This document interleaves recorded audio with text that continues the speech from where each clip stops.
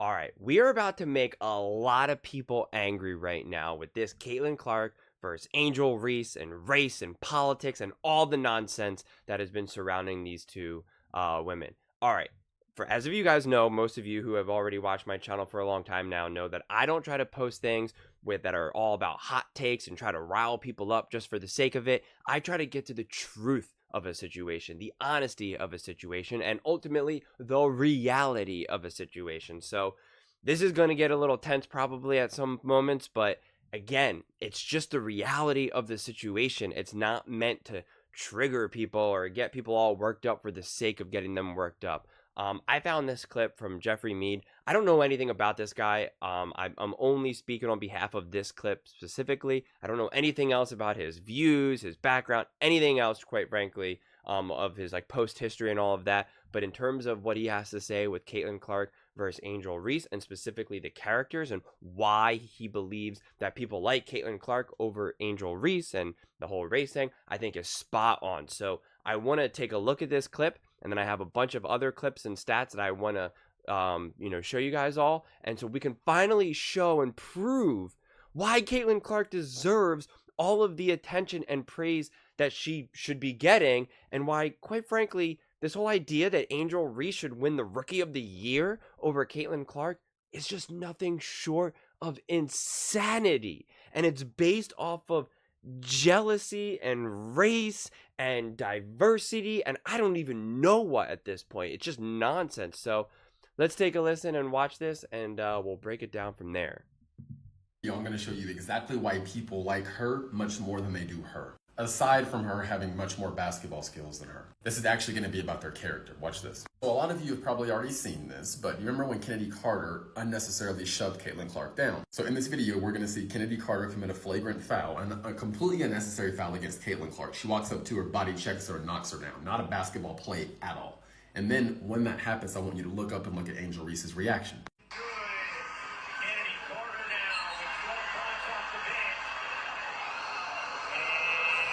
Angel Reese lit. We saw her body language. She's loving it. Up there clapping, standing up. She is with it. She was about it. The next video I'm going to show you. Yeah, if you guys can't see, look, it's at the top of the screen.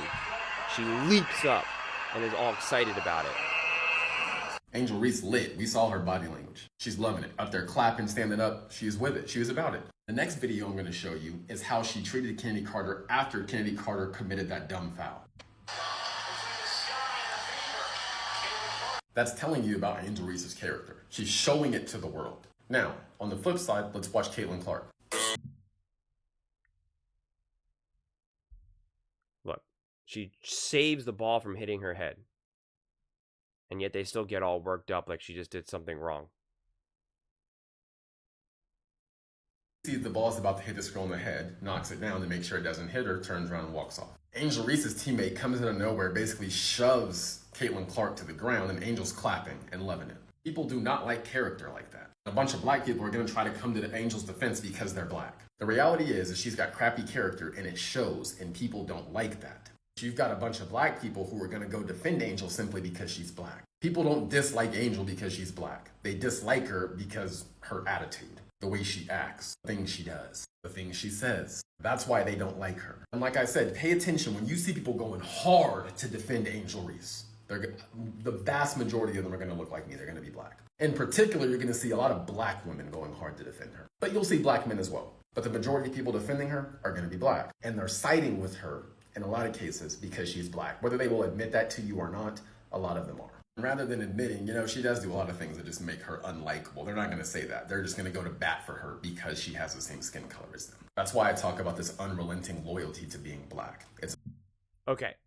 And what I think is, and I don't want to emphasize the whole race thing too much because I want to de-emphasize race, especially on this channel. As you guys know, I really try to steer clear away from politics, but and race and gender and all those types of things. They can be fun to explore in a lot of ways, but it just gets too heated, too messy, and it divides people, and this channel is not meant to divide anyone, right? This channel was specifically made to bring everyone from all different backgrounds to be able to share their opinions and get rid of the politics. Like, you know, there's big things going on in this country now, especially going into November, and I'm not going to talk about any of it. And all the other channels want to constantly bring that stuff up. But unfortunately, this conversation with Caitlin Clark, especially versus Angel Reese, it's just not going anywhere. And it's like, we can't talk about the WNBA without bringing this up, and that's why I'm talking about it.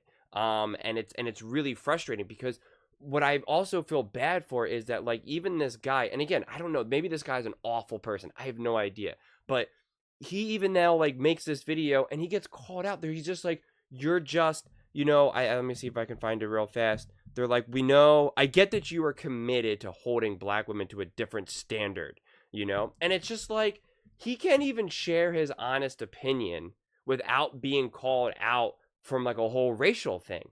And it's just like, it's just absurd to me.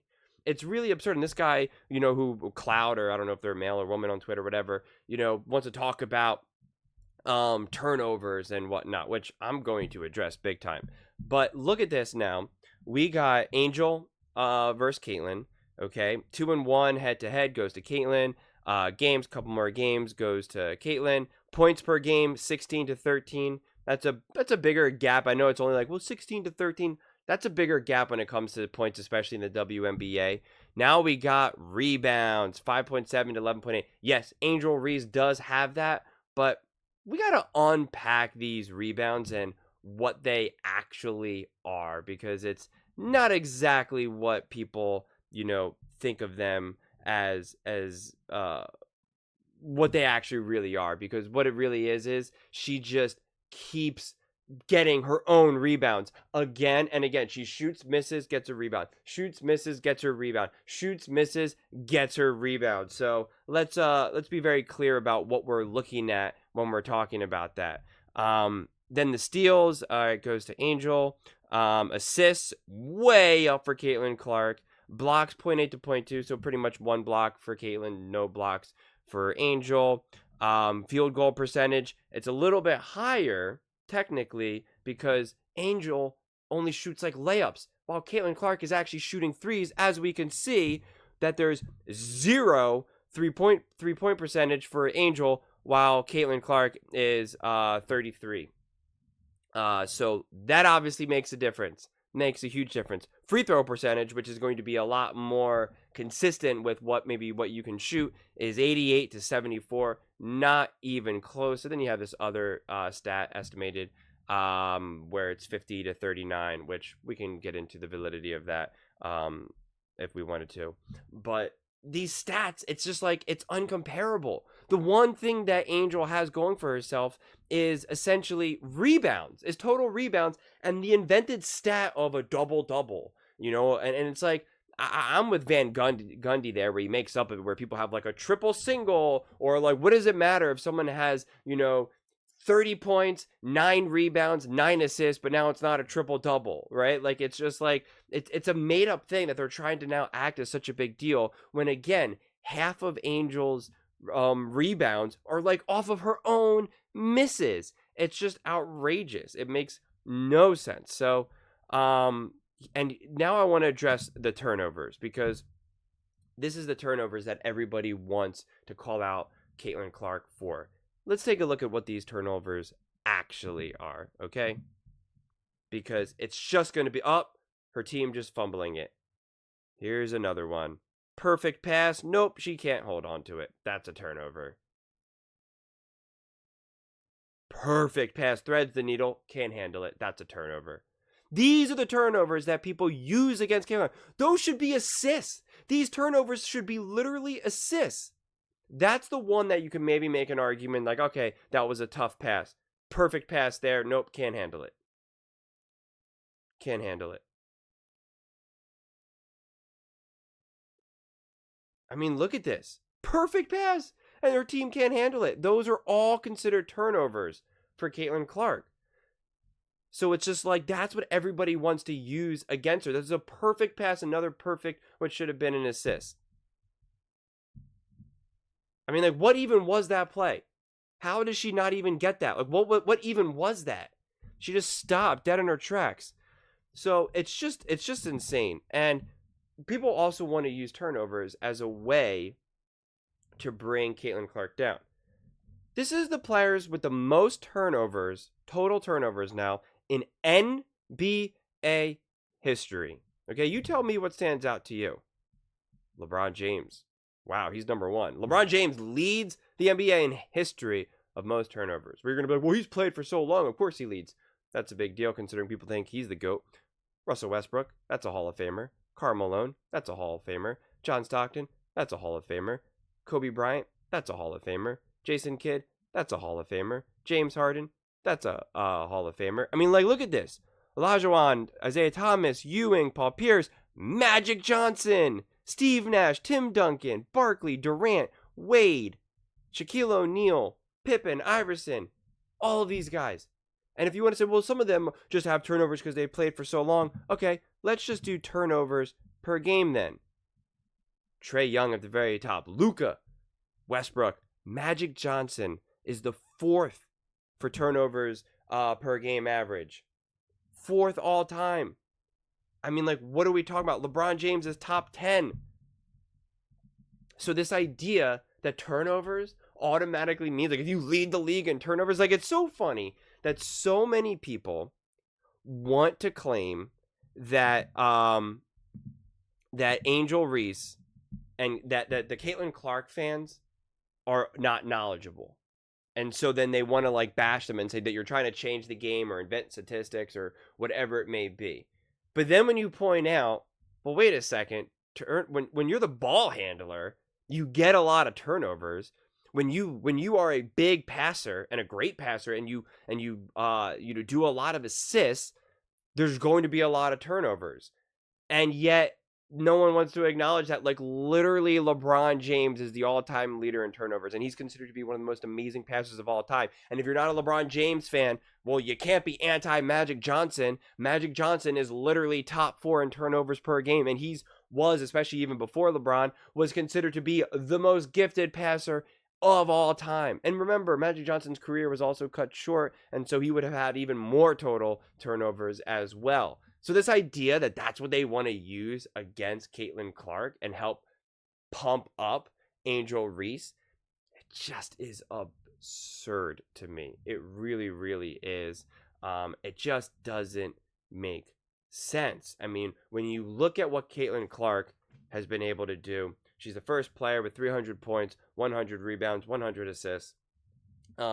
She's averaged 15, 5, and 5 for 2 months in the WNBA. In the history of the WNBA as a whole, it's only been done for 2 months collectively. And Caitlin Clark is doing it herself, averaging 15, 5, and 5. I mean, what she's doing is absolute historic. I mean, it's unbelievable. And the fact that now people want to act like Angel Reese is leading and should be leading Rookie of the Year, or that she's better than Caitlin Clark, it's just absurd. It's absolute insanity. And then you have the viewership numbers. Caitlin Clark's viewership, what I mentioned before, 1.18 million viewers for all Caitlin Clark games. All of the other games are 428,000. Okay, she's nearly tripled the ratings of anyone else. She gets standing ovations when she's away on the road. All of last year, the games were 301,000 for ratings. I mean, Caitlin Clark herself is like quadrupling that. It's just insane that we still can't give credit where credit is due. And that's the problem. That's why I'm making another video like this, because when you actually really look at it and you think, what is the story here? It's so sad that we can't have an honest discussion and an honest evaluation about Caitlin Clark, about her greatness. Just even if we want to just judge her based off of other rookies, because then people are trying to be like, well, look what her record is and how she got blown out last game. And it's like, Caitlin Clark got drafted to the worst team. That's why they had the number 1 pick. And then they got blown out by the best team, the team that won the championship for the last 2 years. Like, what are we talking about here? So it's just so funny to me that Caitlin Clark fans get called out for not being like real fans or knowledgeable about the WNBA or just basketball as a whole, but then they use nonsense stats or nonsense points against Caitlin Clark. It just doesn't make sense.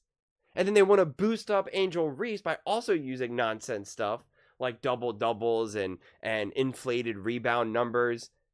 And it just doesn't make sense to me, like why we can't have an honest conversation about these women, about Caitlin Clark, about Angel Reese. And it's just it's sad to me, quite honestly. It really, really is. On one side, it's fun. It's interesting because it's like if we were just talking about basketball, it would be a little less exciting, quite honestly, to a degree, because unfortunately, at this point, I'm going to be very clear with this, at this point in women's sports, you need this inflated drama because it's just the product itself does not attract enough people. That's obvious by the stats. But it's just so funny because, and I think that'll change one day. I think that'll change. We saw this in basketball and football and how they have to add sometimes extra drama to get ratings. But once the product gets good enough, they don't need that inflated ratings, right? They don't need that inflated drama. But right now, it's just like, the WNBA needs to take whatever they can get. But the other thing is like I had a comment the other day saying men need to stay out of the WNBA, right? In terms of male fans. And I'm just like, are you serious? Like, that's what someone wrote to me on my last Caitlin Clark video. They're like, you just don't get it. Men need to stay away. And it's like, are you serious right now?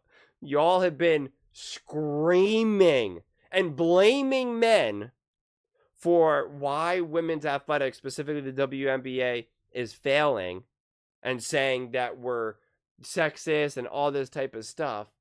And yet now you finally get lots of men interested in this. They want to talk about it. They're watching the games. They're going to the games. They're posting on social media about the games. And now you want to say that we should leave? I mean, do you understand how insane that is?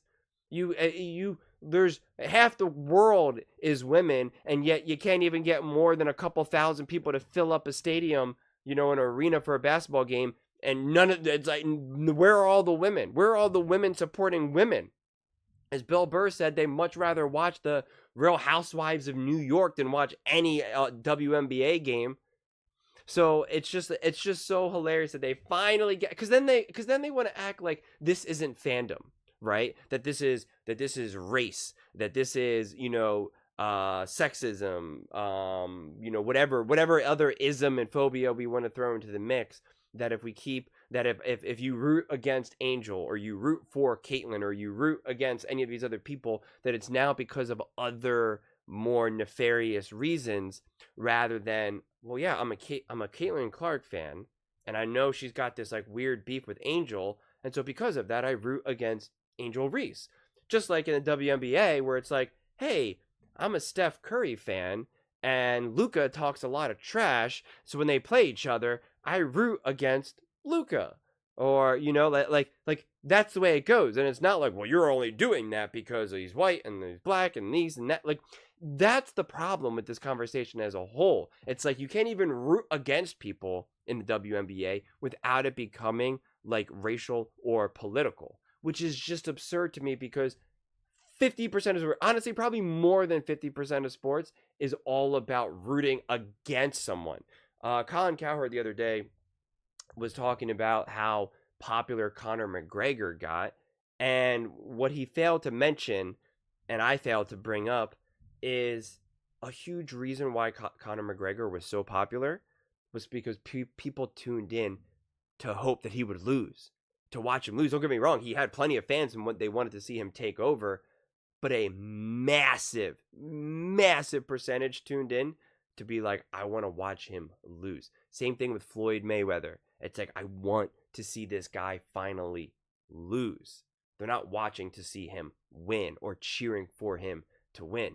That's just sports. That's just the way it goes. So it's just such a shame that we can have honest discussions, that any discussions that we have with regards to these women, it just gets degraded into just nonsense. And then even if you're black and you support Caitlin Clark, then it just means like that you're going against it, and then you're trying to bring down Angel Reese. And that's kind of what happened with Emmanuel Acho, which I made a whole video about that, and it got all messy on Speak with Joy Taylor. And again, it just, like, even Acho, a black man, couldn't say, hey, Angel needs to grow up and stop crying about it. And it turned into this whole thing about, black women and this and that, where he then had to apologize. I mean, like, the whole thing just spiraled out of control. And it's just crazy to me. And then what they do is, what I find really, really frustrating is they'll then come to Caitlin Clark and they'll say, hey, some of your fans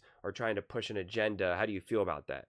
And that puts Caitlin Clark in a corner, because now it's trying to paint the picture that a big portion of Caitlin Clark's fans are these bad, angry people that are, causing trouble, when that's not the reality. But then now it makes it sound like it is, and then they make Caitlin Clark answer for it, and then Caitlin Clark says, no, don't push any agenda in my name. And then they could say, see, Caitlin Clark denounces her own fan base, she admits it. And it's like, what about the people that are the rabid Angel Reese fans that are literally calling out other black people for rooting for Caitlin Clark and trying to act like they're doing it because they want to tear down black women? Why don't they ask Angel Reese that? Why don't they ask Angel Reese, hey, Angel, there seems to be a big percentage of, black people that support Caitlin Clark, and it seems like your fan base, calls them out and tells them that they're not, that they're abandoning their own race. What do you think about that? Isn't that kind of wrong? Why don't they ask Angel Reese any of those questions like that? Because that's what I see all the time. I see that in the comments all the time. And I've had people comment on my channel sharing that opinion, being like, hey, I am a black person. I don't like Angel Reese. I don't think she's that good. I like Caitlin Clark, and yet I get called out all the time for it. And read the comments in my comment section, and you'll see them say it. And I think it's awesome that they have the courage to even share that. But again, they only want to talk about one side of it. They just want to make it into this whole, this side is bad, this side is good, this side is oppressed, this side has privilege. And I take major issue with that, because we don't have an equal and honest conversation. Only one side gets elevated while the other side gets just kind of washed over. And that's ultimately why I made this video, more than anything, why I continue to make some of these videos, because this conversation and this unpacking of this conversation, I don't feel as though it gets the attention that it deserves. And I think it's fundamentally wrong. Every time I post a video like this, I always get a little bit of anxiety, because I'm always like, how is this going to land? And I've made a handful of them, and they've all landed very, very positively. But I always think it's also a shame, because I'm sure there are some people that maybe really enjoy my channel or watch a lot of my videos or subscribe, and then they're like, oh, why is he talking about this? Or, oh, like, and maybe they disagree with me, and this is too close to home. And again, it becomes too political, and I don't want that. I want to be able to just talk about Patrick Mahomes and Josh Allen and how good are the Eagles, and can the Cowboys win the Super Bowl, right? To me, that's more fun, more enjoyable. The stakes are essentially non-existent, because at the end of the day, that actually doesn't matter. With these topics, the stakes actually matter, right? Like, we're talking about real life things, which is why people take it to such an extreme. And again, as I'm even making this video, as I'm even talking about it out loud, I'm just like, do I want to post these videos? Do I want to open up this box? And the only reason why I do is because I think it's important. I think it's important to not just bow your knees and just take whatever the mainstream media or whatever the loudest masses tell you is real, or what you should believe in. I'm a firm believer in sticking up for yourself. And the way I see it is, we have shows like South Park, Family Guy, Rick and Morty. It's a lot of cartoons that they push the whole political correctness and canceling, canceling and all of that. They push those limits. They make fun of all of these people that they say you're not allowed to do anymore. and they say you're going to get canceled, you can't do this, they want to protest it, they want to rip it down, they want to literally cancel the shows, whatever it may be. And we should be so grateful that shows like that exist, because they continue to say, no, we are going to continue to make comedy, we are going to continue to talk about difficult topics and make light of it, have fun with it, we're going to share the counter opinions, and we're going to keep doing it, and you can't tell us we can't. Because the moment that those shows stop and we stop pushing those boundaries, I mean, it's over. It's really, really over. And it's just like, it's not a world that I want to live in, no matter what side you're on. I just want to be able to live in a world where we can talk about all the sides and not one side. Again, whether it's left, right, race, gender, whatever it may be, that we're not all just squashed down, that our voices don't get squashed down, or that we don't feel intimidated by another louder voice. So again, whether you believe that there's racism at play or sexism or whatever is at play, I want you to be able to share your opinion, but not in a way that sacrifices the opinion of the other side, where they're like, well, wait a second, is that really true? You know, like, well, what about this? What about that? Because right now it seems like they are trying to create a world where only one opinion can rule the world, and it is what their opinion is. It's that race governs everything, gender governs everything, and that's what it is. And if you don't agree with that, then it means not only are you wrong, but you're somehow a fundamental monster. You're just an awful person. You want to see all these other people fail. You want to oppress. You're this, you're that. And it's like, whoa, whoa, whoa, whoa, whoa. I'm just trying to say that Caitlin Clark is a really great basketball player. I don't think Angel Reese is that great of a basketball player. I identify more with Caitlin Clark's personality over Angel Reese, and it has nothing to do with race, nothing to do with oppression, nothing to do with any of that nonsense. Because when I watch basketball, in the NBA, I don't just root for nothing but white players, because I don't like Luka because of his personality, and I don't identify with that. I identify with, oh my God, dare I say, a black basketball player like a Steph Curry, like a Kevin Durant. So it's like, oh my, I know the insanity, like that's counter to whatever these other people view the world in. They're like, that can't be, that doesn't make sense. It must be because of it's men now. You only like black men, but not black women. That's what it is. That, like, they always have to move that target, which is what Joy Taylor did to Emmanuel Acho. It's just crazy to me, guys. It really, really is. So, but those are just my thoughts. This video, this one took us to some places, but those really are just my thoughts. I would absolutely love to hear yours. What do you guys all think about the whole ongoing Caitlin Clark, Angel Reese debate, whether it's race, politics, rookie of the year? Like, why do you think Caitlin Clark is not leading with the rookie of the year category and Angel Reese is? Do you think it's just because Angel Reese is actually a better basketball player? Do you think it's because Caitlin Clark is just too popular? What do you think about all the people trying to say that you shouldn't be a Caitlin Clark fan, you should be an Angel Reese fan, and that if you're black and you hold Angel Reese to a different standard or to a higher standard, that somehow means that you're pulling her down? Let me know in the comments below.